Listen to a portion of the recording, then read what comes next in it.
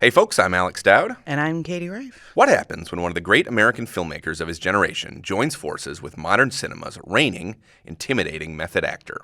In the third episode of our four-part series on the films of Paul Thomas Anderson, we take a closer look at the Oscar-winning collaborations between the writer-director and Daniel Day-Lewis, the oil baron epic There Will Be Blood, and the fashion industry romance Phantom Thread. Welcome to Film Club.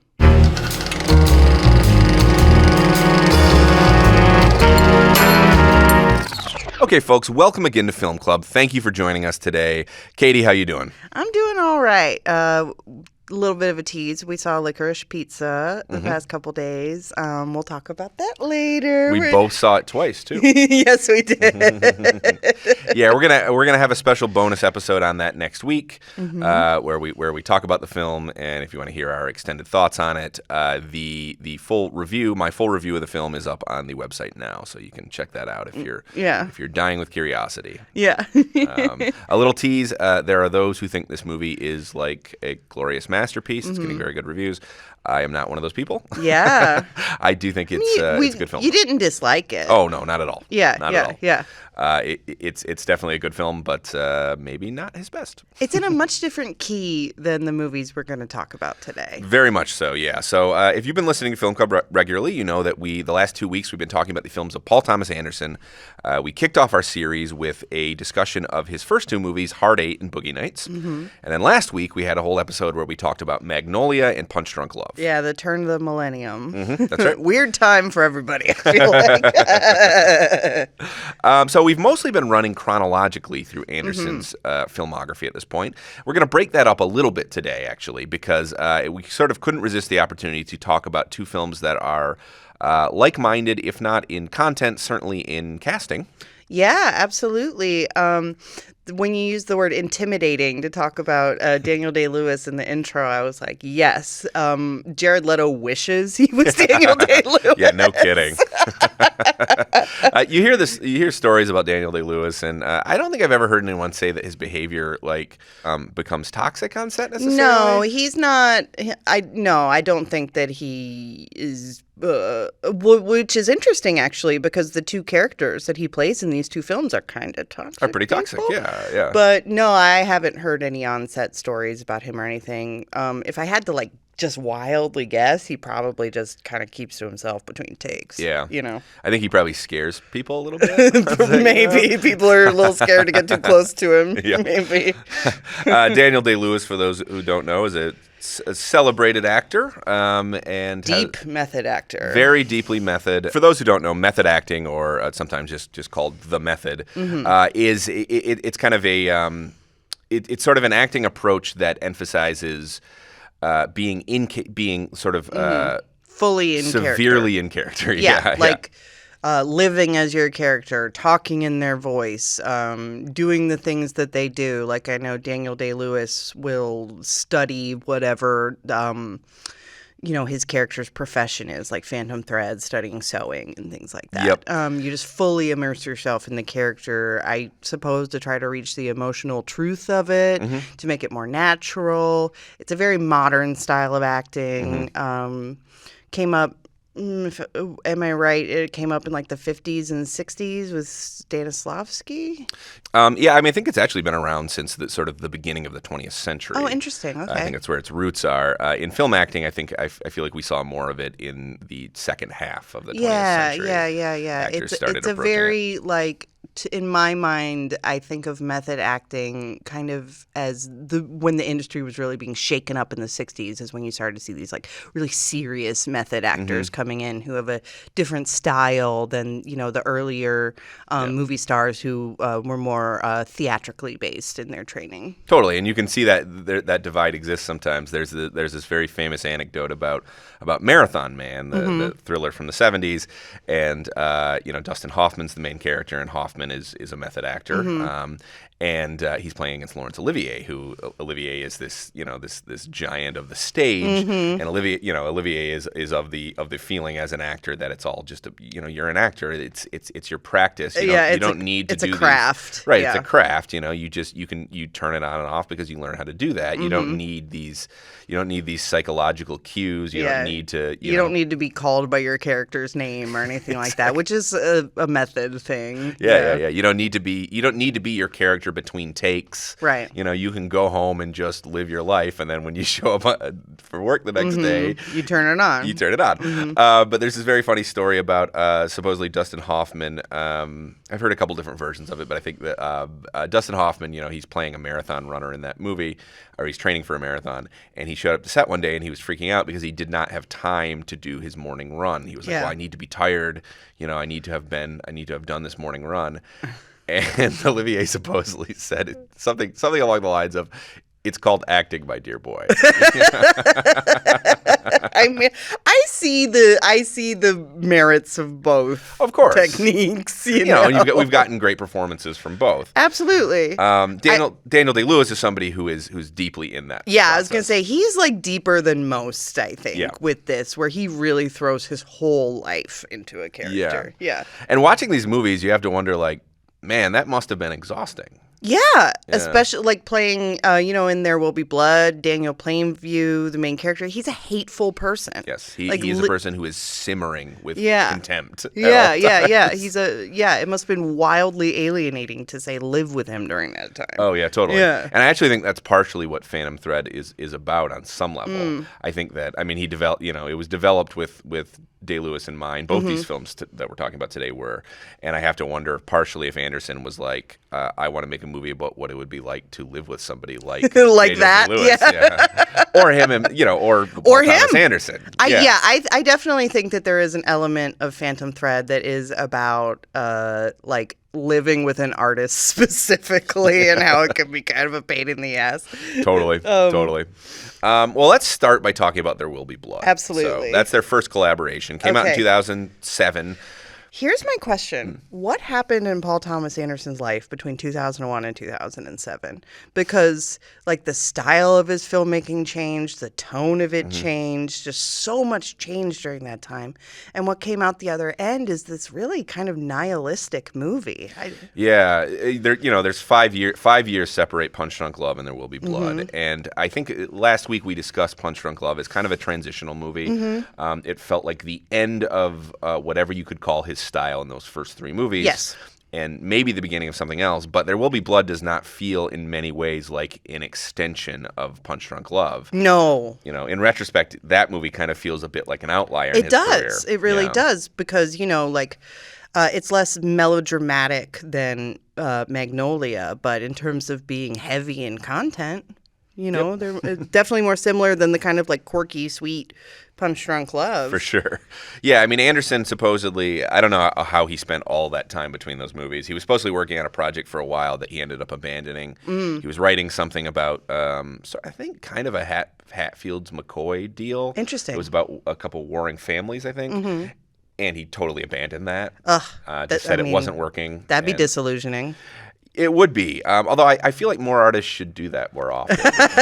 Sometimes you'll see a movie where you can almost tell that the filmmaker knows it's not working. Yeah. But they've already put so much of themselves into it. It's got a budget. It's got producers. It's got a cast. We got to run with this. Yeah. I feel like that happens often with improvised projects too, where you get a bunch of filmmakers, or you get a filmmaker and a bunch of actors together, and they make something. And if it's improvised, it doesn't always work. Doesn't always come together. Yeah, that's the nature of it. But what are you going to do? Spike this thing that you've made? Yeah, I kind of feel that way about the 2016 Ghostbusters. There's parts of it that really work, and parts of it where you can just kind of see them flailing to be funny, and it's just like, okay, it's like you could just cut. That Paul Feig. Did you end up going to the new Ghostbusters? No, I decided to watch Phantom Thread instead, and I feel like it was a more rewarding Probably the right choice. I actually, this is very much a side note. I really do want to see the new Ghostbusters because the reactions I've been hearing from many film critics are so appalled by it. I'm seeing a lot of no curious. stars, the nadir of filmmaking, the most bankrupt thing they've ever seen. And there is a car. That's why I wanted to go in the first place was, to kind of rubberneck at it a little bit. Yeah. No, if an art form is ending, you really want to see You want to be there. You want to see the buildings collapsing, Say you were there. I was there. I mean, the new Space Jam movie was maybe that was enough. I don't need to masochistically. That was your Waterloo. Yeah. I cannot imagine the new Ghostbusters being worse than the new Space Jam, but I guess we'll see. Well, yeah, you'll find out. So for those who haven't seen it, there will be blood. It's his fourth feature. Sorry, his fifth feature, his fifth film. And it's based on roughly the first 150 pages of Upton Sinclair's Oil. Yep. Sinclair, who obviously wrote The Jungle. Sinclair was obviously a socialist, and a lot of his writing was about the plight of the American the working worker. class. Mm-hmm. Yep. But Oil is supposedly is just kind of a history, in a lot of respects, is sort of a history of the oil industry in America and of a few of the oil barons. Anderson supposedly read it and was drawn to a lot of what was in the sort of the beginning of the book. It's considered a very loose adaptation of that book because it uses so little of it. Yeah. To the point, actually, where Anderson didn't even want to call it Oil because it's so loose. Right, Yeah. Like Daniel Plainview is, he is loosely modeled on a couple of people from that era. I think a guy named Edward Doheny and another guy named Harry Sinclair. Mm-hmm. So, Anderson is kind of, and he's done this a few times throughout his career. He's sort of, obviously he would do it in his next film, The Master, with a character who is clearly modeled on L. Ron Hubbard. He will sort of take biographical details that are interesting to him and then build his own character, which I think is a smart strategy because it kind of gets you out of the pitfalls of wanting to fact check. Yeah, of wanting to fact check and of being beholden to the historical record because a lot of biopics end up feeling like they end up feeling kind of lumpy because they have to follow this predetermined course set by real life. Right, and even if you have the most exciting life, it probably doesn't follow a neat 3-act structure. Exactly. So you can do more interesting things when you are not beholden to someone's real life story. So the film is set in the late 1800s and early 1900s. Although it stretches further beyond that ultimately. Yeah, up until the 1920s. Right. Yeah. It's got a rather large time span. It is Daniel Plainview, played by Daniel Day-Lewis, he's originally a gold and silver prospector. Yeah. The beginning of the film is him down in this deep pit that I guess he dug, kind of fully just up to his elbows in the mud, trying to wring silver out of it, wring money out of the ground. Totally. But what he finds instead, obviously, is oil, and that sort of redirects his ambitions. He becomes an oil man, and the film is largely about his attempts to strike it big during the sort of oil boom of the early 20th century. Yeah, the early 20th century with the rise of cars.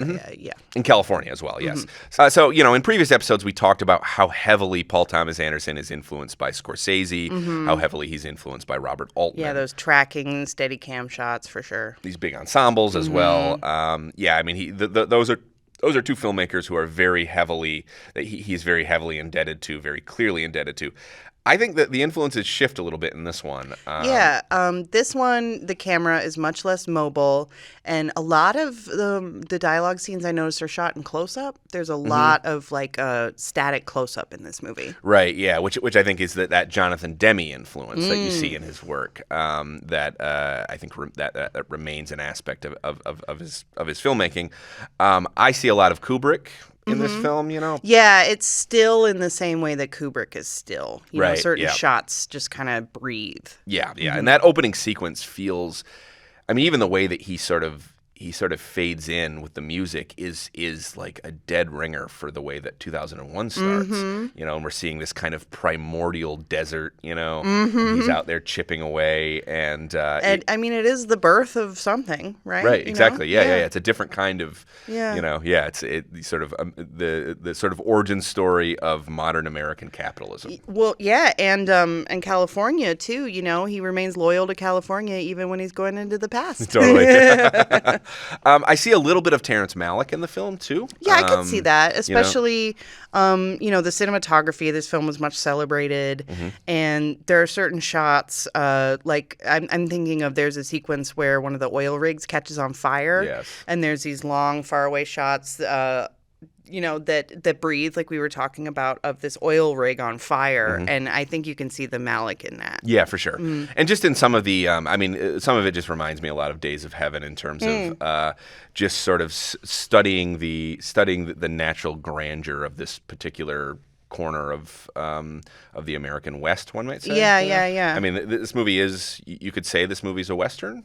In a way, in a way, for sure. I mean, it deals with a similar theme that you see in a lot of Westerns, particularly the more revisionist ones, which is kind of American exceptionalism and westward expansion and manifest destiny, and just the idea that, like, I, the white man, am destined to have all the riches of this land. Conquer the land. Yeah, conquer the land, exactly. Yep. Right. Totally. There Will Be Blood, I believe, also, it marks Paul Thomas Anderson's first collaboration with Johnny Greenwood. Obviously, his day job is he's lead guitar in Radiohead. Well, I think nowadays his day job is being a film composer. That's true, especially given the amount that he probably works more often doing film scores now than playing in Radiohead. Yeah, because they haven't put on an album in forever. He's got 3 movies this year. Do you know that? Yeah, Power of the Dog, Spencer, Licorice Pizza, and Spencer. Yeah. Yep, 3 scores this year. So he is an in-demand guy. But when this movie came out, it was a huge deal that the guy from Radiohead was doing the music, because he was the guy from Radiohead at that point. And he was famously disqualified from the Academy Awards. His I think very strong score in There Will Be Blood, very powerful score, was disqualified because it had a couple of instances in the score where he was using pre-recorded music that he had put on his solo albums before this. Yeah, they're fussy about that kind of stuff. One of their very numerous stupid rules that the Academy has. So. Speaking of fussiness. Interesting fact about the film. I mean, obviously, There Will Be Blood went on to be nominated for a number of Oscars. It was up for Best Picture, Best Director. Daniel Day-Lewis won Best Actor for it. Robert Elswit, who shot the film, won Best Cinematography for it. The film, however, did end up losing Best Picture and Best Director to No Country for Old Men. And fun fact, these 2 films were shot in the same place. Interesting. Where's that? Marfa, Texas. Oh, interesting. Yep. And also, I mean, they were both released by, I mean, it was Paramount Vantage and Miramax had their names on both of these films. Okay. It's interesting to look at those 2 as like these sort of towering works about the American character. You know, it came out the same year. At the time, I was very gung-ho, There Will Be Blood should be the winner, but now I'm not so sure. I really love No Country for Old Men as well. Anyway, side note.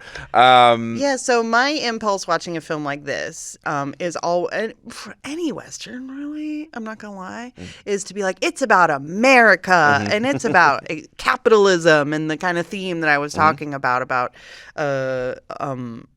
just the entitlement of feeling like you have the right to this land. Totally. But I think that critique, you're not stretching to apply it to There Will Be Blood. No, I mean, in some ways, I think that this is actually might be his simplest film in a lot of ways. I mean, I think its themes are right there on the surface in the way that the oil is occasionally on the surface. Hey, in this town he goes to. I think it's about capitalism. It's also about the collision of capitalism and religion. Yes, I was gonna say, like, there's definitely you also have Paul Dano's character in the film, and he's like a local preacher in the town that Daniel Day-Lewis is trying to strip of all of its oil. And you definitely, and I think that in this film, religion kind of represents like old structures of power. power. In the pre-modern era, obviously, the Catholic Church was immensely, immensely powerful. Yeah. And particularly with the rise of, capitalism in the American model, you see church is less of an influence in people's lives. Totally.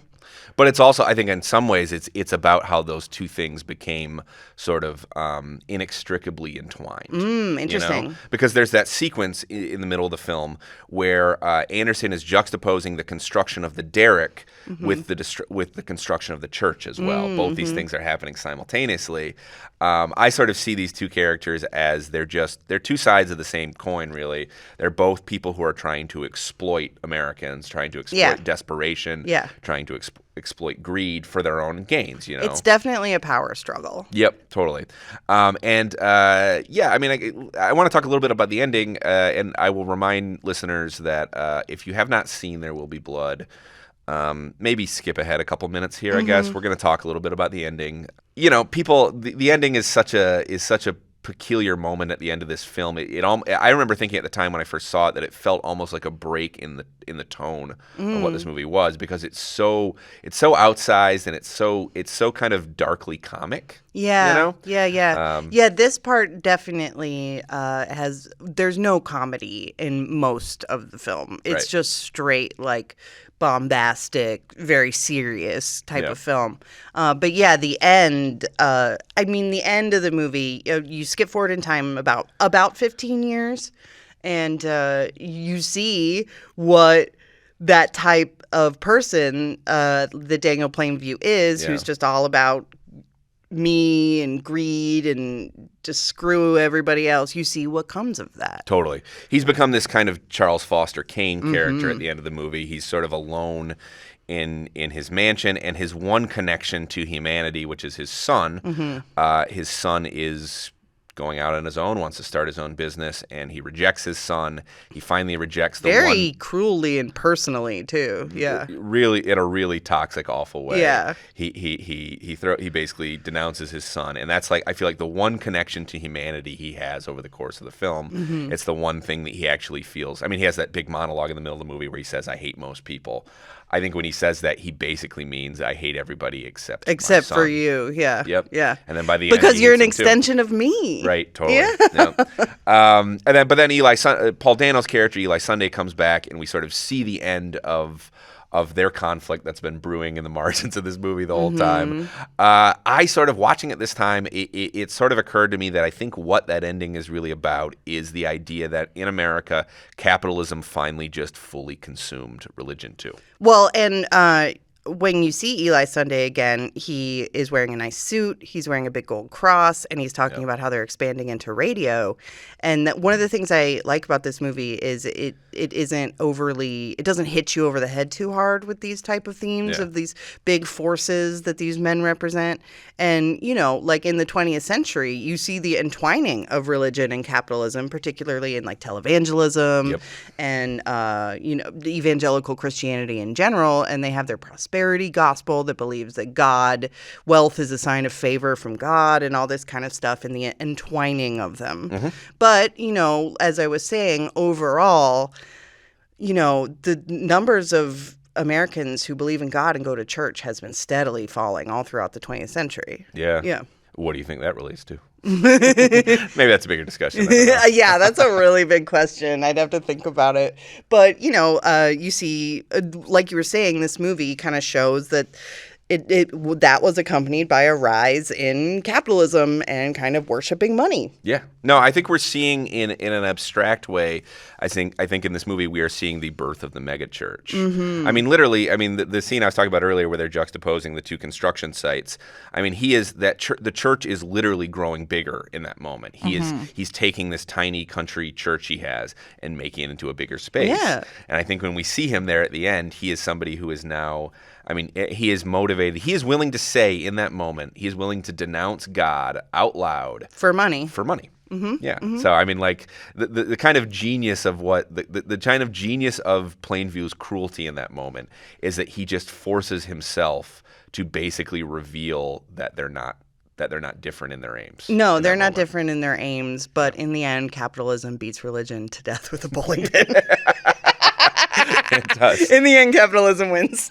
Well, and he even says to him, I told you I would eat you. And I've always wondered if, because we don't never hear him say that to him earlier in the movie. I always wonder if that's what he whispers to him in the scene earlier. Yeah, there is a scene where he whispers in his ear and you don't know what he says. Yeah. There's this brilliant sequence earlier in the film where Plainview basically, in order to get this particular in order to basically build his pipeline through this property, he has to go and sort of genuflect and pretend to be religious. And it is a moment where clearly Paul Dano's character is just relishing the opportunity to humiliate his Him. rival. Yep, to humiliate his rival. And, he has to say, I abandoned my son. And the look he gives him in that scene is like the most, like, I would probably have a heart attack if somebody looked at me the way he looks at him. He looks over at him and he's so angry. So hateful. Yeah. Just nothing but hate inside of that man. It's such a brilliant performance, though, because then after that moment, he's almost amused by how much he fucking hates Eli. Yeah, right. There's like a touch of mirth about him at the end of that scene. Maybe it's just him realizing that he has the pipeline at the end. He's like, I got through this. You know? I got you.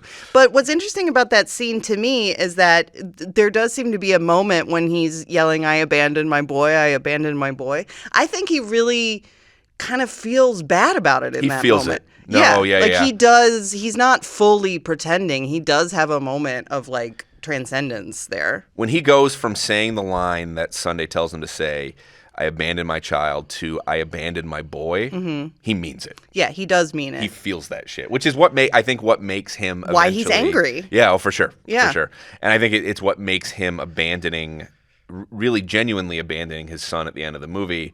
I think it was what makes it so crushing is that he, until that moment, it is the one thing in his life one real connection he has. And the one thing he regrets. Totally. Mm-hmm. Yeah. I just think as a piece of, it's funny. We were talking about Magnolia, and we were like last week, and we were talking about how Magnolia is very clearly the work of somebody who is straining quite obviously to make a masterpiece.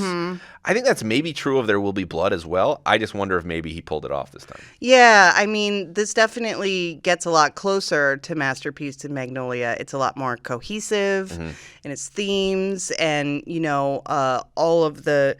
Sometimes movies don't really earn their seriousness, but this movie does, I think. Yep.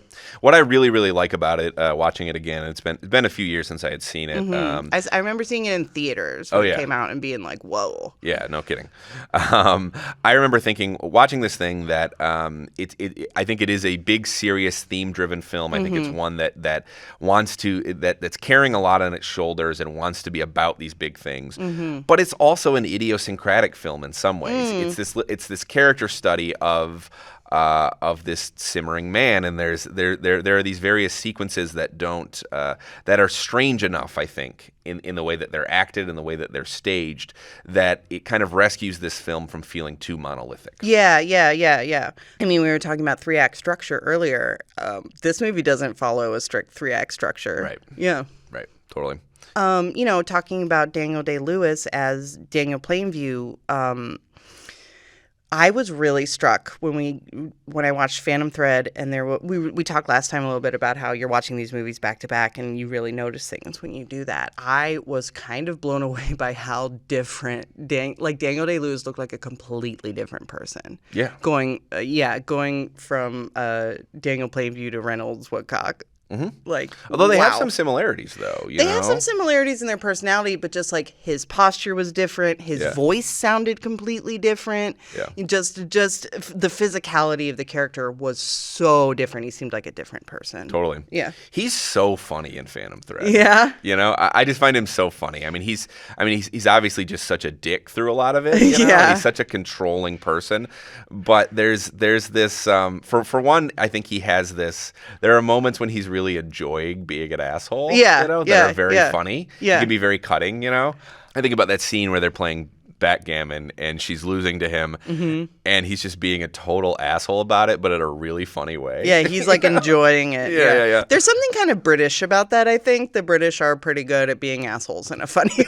Totally. It's kind of their thing. He's really petulant and childish in some ways too, which I really enjoy. You know, I think one of the through lines I've seen revisiting all these films for the series we've been doing is just how much Anderson is drawn to characters who are immature on some level. Yeah. You know? I mean, I think that has something to do with the way that Phantom Thread subtly, critiques or explores patriarchal structures.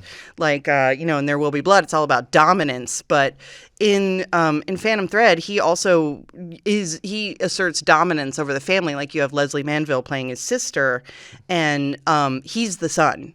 He gets his way because he's the boy. Right. You know? Right. Totally. I mean, I think the film is a critique of male genius in some ways, too. Oh yeah, big time, You know? big time. And I mean, you could say genius in general, but historically, women are rarely allowed to be this much of dickheads and still work. Totally. Very true. I think the movie.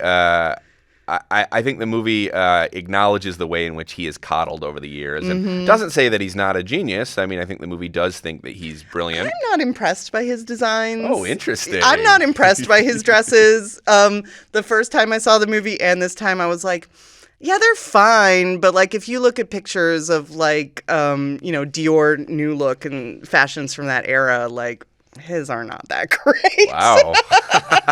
See, I have no eye for that, as one could tell if they met me and saw how I dress. So I appreciate fashion and just like I've seen, I've looked at pictures of dresses from couture houses from around this period, and like, yeah, Reynolds Woodcock isn't that special. Wow. Okay. in my opinion. Sure. So Day-Lewis is playing Reynolds Woodcock. He's this very celebrated 1950s fashion designer, dressmaker specifically. He is modeled on a couple of one real person, a British fashion designer named Charles James. And again, I think this is a case where Anderson has sort of taken some basic details of that person's real life and said, let's build a fictional character. Yeah, build a fictional character around it. And as in There Will Be Blood, I think the characters in Phantom Thread are really symbolic. I think that this is a very like psychological film. It's I wouldn't call it like Freudian or Jungian or anything like that because it doesn't fit those exact methodologies or philosophies. But there are some Freudian qualities, wouldn't you say? Maybe. I mean, he's obsessed with his mother. That's true. I mean, people have talked about the movie as like Anderson doing Hitchcock's Rebecca, but obviously in Rebecca, it's his dead wife that he's fixated on. In this, if there's someone who looms over the story, an unseen character, it's his mother. Yeah, when he's sick, he sees a vision of his mother. Right. Yeah. I think that like the characters of Reynolds and Alma are really symbolic. And something that struck me when I was watching this movie again is the first time I saw this movie, I fully identify with Alma. I was like, yes, men are impossible. Like that was like my first. And then when I watched it again this time, I must be in a different place in my life because I kind of identified with both of them. Oh, yeah, There's an element of Reynolds where it's just like, I also get frustrated when I'm trying to concentrate and someone just keeps wanting to talk to me about like dinner or whatever. I'm like, I don't know. I'm working. So totally. Yeah. But yeah, like I had a read on Phantom Thread. I loved this movie watching it again. I was like, it says so much. I think it's one of the more profound statements about the nature of like love and relationships in cinema. I would go ahead and say in cinema. To me, this movie is kind of about how to truly love somebody, you have to show them everything. You have to break down all your walls. You can't keep your walls up. You have to fully just show yourself to them at your weakest. And when you are an artiste type, particularly a genius type, you have your fussy ways and you have your routines and you live inside of your head. And it makes it really hard to truly connect with another person. And so sometimes your hand has to be forced. Yeah. You have to be forced into being vulnerable with somebody for your own fucking good. Yeah. No, I think that's spot on. I think also the film is about sometimes, and this is totally related. I think it's about the idea that you don't always know what you want or need as a person. Yeah, sometimes other people know better than you. Exactly, what you need. and sometimes finding a person who is right for you means finding somebody who can see that better than you can. Yeah, and who can force you when you need to be forced. Yeah. Because he's obviously they present him very early on as a perfectionist. He's somebody who wants everything very ordered. But I think it's very significant that the first time he sees Vicky Krieps' character, Alma, I think the first time he sees her is in a moment of imperfection. She's like tripping over something, basically. Yeah. That's the very first moment that we, as the audience, and he sees her. Yeah. And he's drawn to her immediately. Yeah, he's drawn to her for that. I think that there's a little bit of like condescension in there where he's like, well, I'm perfect, but you're like a natural creature. That can be kind of a way that you can kind of condescend towards somebody who you're in a relationship with, being like, sort of the My Fair Lady dynamic. Sure. Yeah. Yeah. I think that what she ends up seeing, I think, almost immediately seeing the ways, and one of the first things she says to him very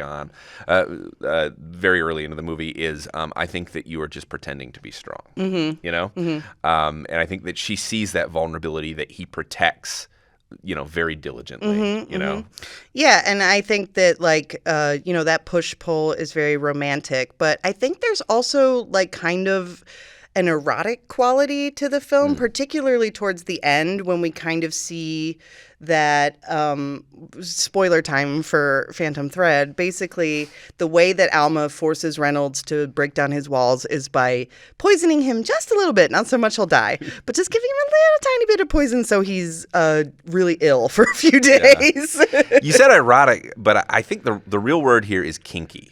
Yes, it's kind of a kink. It is. Ultimately, it's a kinky relationship. It's definitely like dominance and submission that she is showing.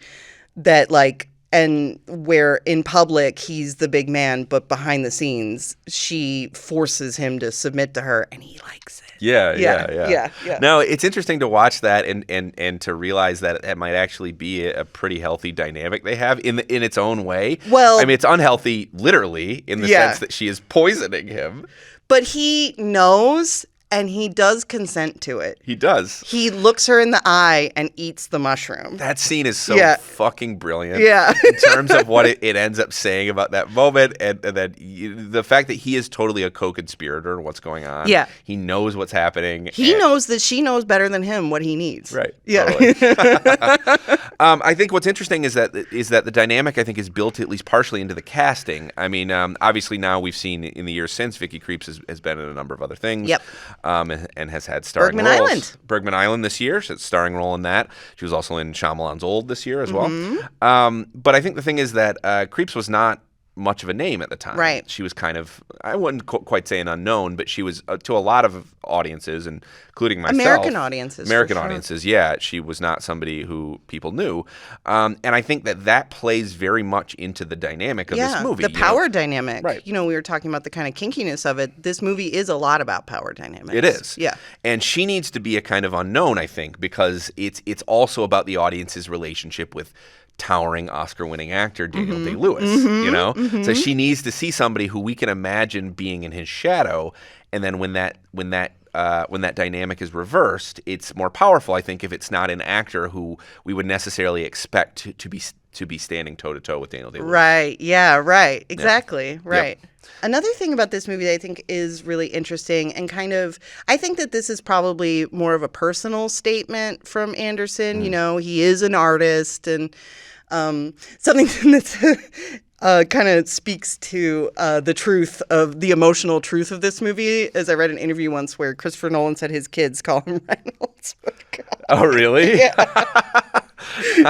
That's very funny. So apparently he is getting at a truth about, capital G, great man, what it's like to live with them. Totally.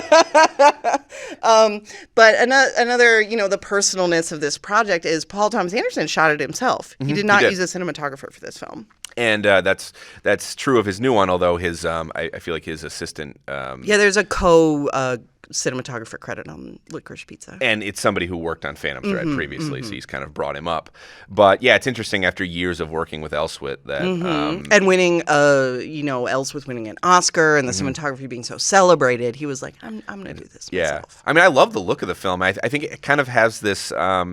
There's this kind of subtle, suggestive quality of light that the movie has. Yes, it's very diffused and backlit and powdery almost. Like this movie has kind of a powdery texture to it. Yeah. And I think that is supported by the use of the colors. There's a lot of like dove gray and baby pink and these kind of like soft powdery colors that go with the light. Totally. I think that it reminds me of Merchant and Ivory movies from the 1980s. Okay, That's kind of the look I think he's going for. I could see that, yeah. Which I think is a little bit of a joke in a way because the movie comes on like it's going to be Anderson's most refined film. That it's, he's doing The Age of Innocence or something, and it's very refined manners. But the movie obviously eventually becomes about how you have to break through that. You have to break through those, Yeah. So I think it's almost a good joke the way the movie looks. I never thought of it as a joke, but I could see it. Because the movie looks so refined, but it's ultimately a kind of a kinky relationship story, I do think that this is very much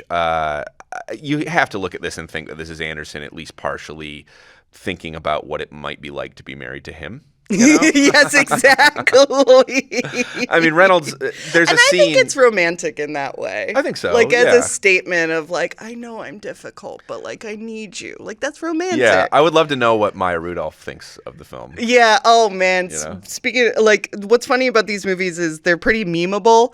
Like, if you were on the internet back in 2007, I Drink Your Milkshake was, like, a huge thing. Very much so. But I saw this is so stupid. It's just like a tweet I saw one time, but it's one of my favorite tweets.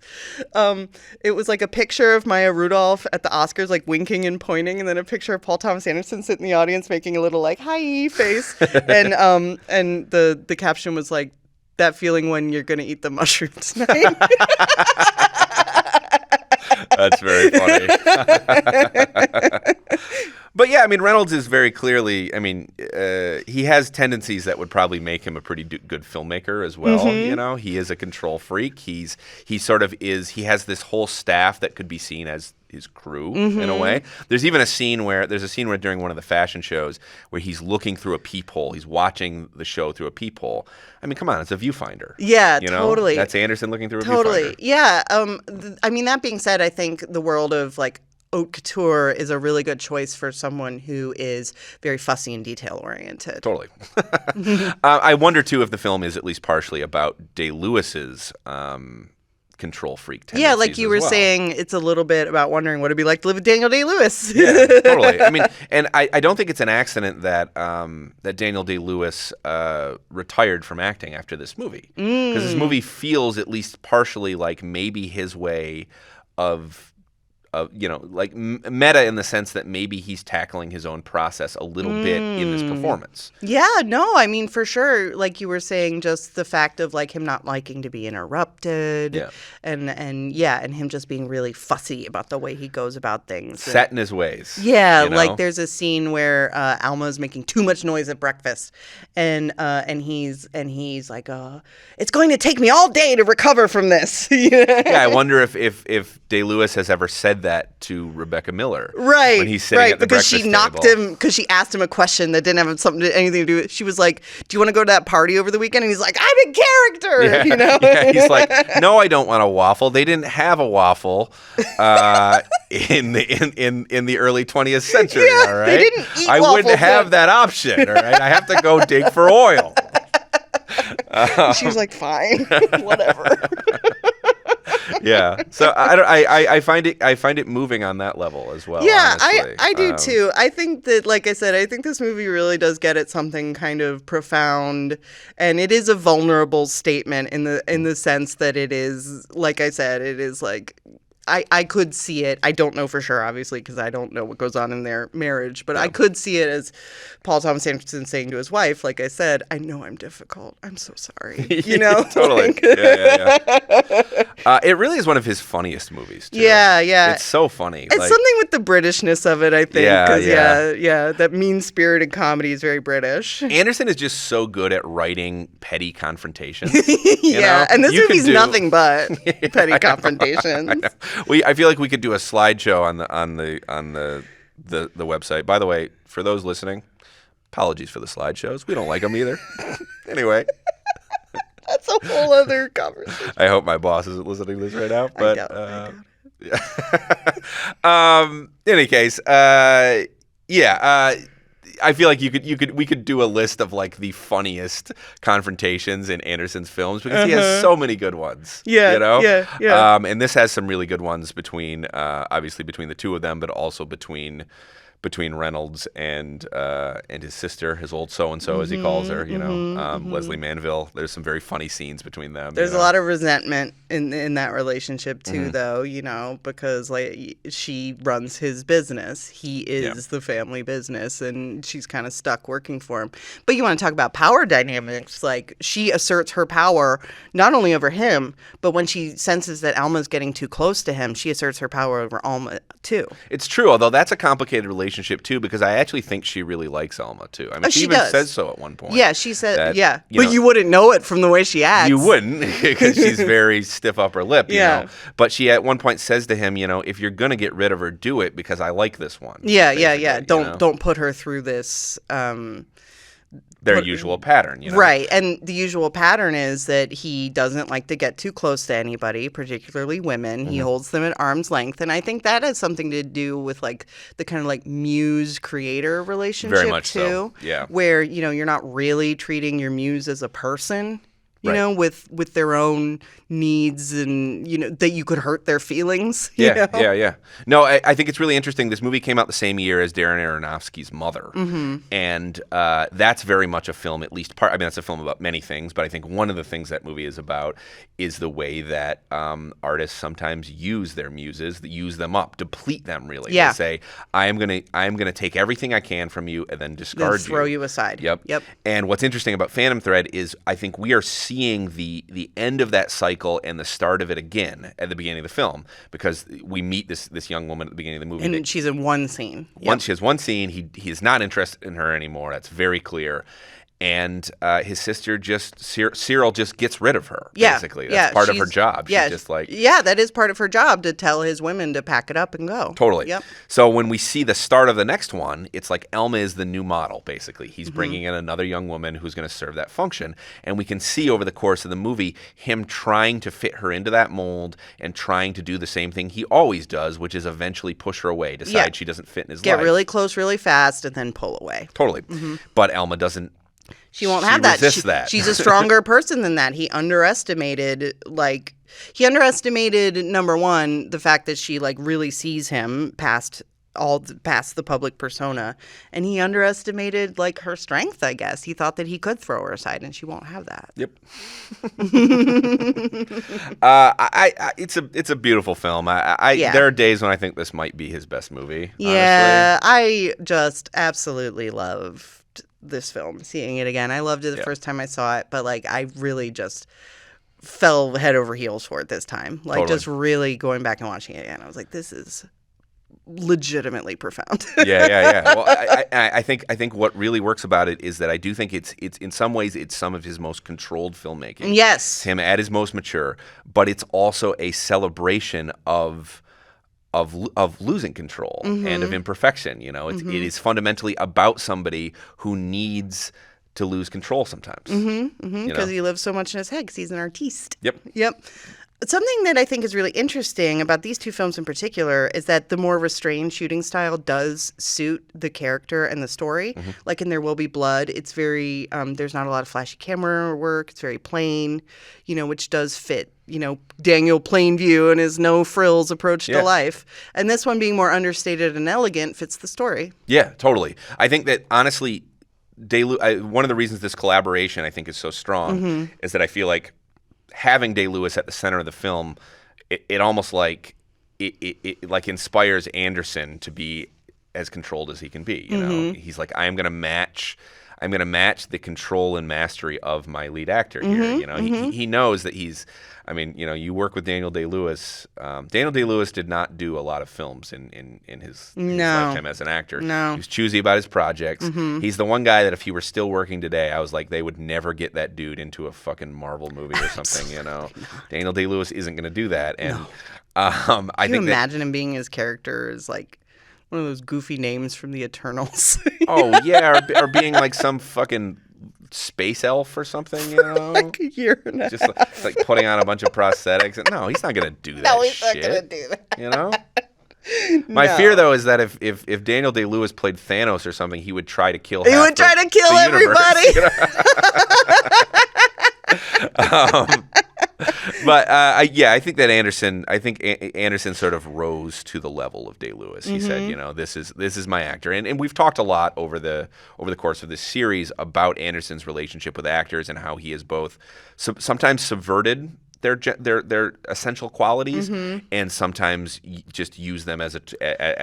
You know? He sees something in people. Yep, and I just don't think it's an accident that the two films that he has made with Daniel Day-Lewis are both about obsession to some degree. I think he looks at Daniel Day-Lewis and sees somebody who is obsessively driven in very different ways. And he can channel it and give him material that is up to his standards. And I think a really good collaboration, this is an example of one, they both raise each other up. Totally.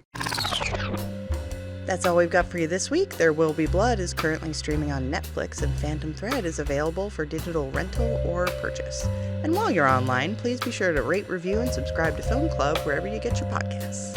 This week's episode of Film Club was hosted by me, Alex Dowd, and by Katie Rife. It was edited and mixed by Zach Goldsboro, and our motion graphics designer is Julie Mullins. Stay tuned next week for the conclusion of our series on the films of Paul Thomas Anderson. We'll be talking about his two collaborations with Joaquin Phoenix, The Master and Inherent Vice. Bye.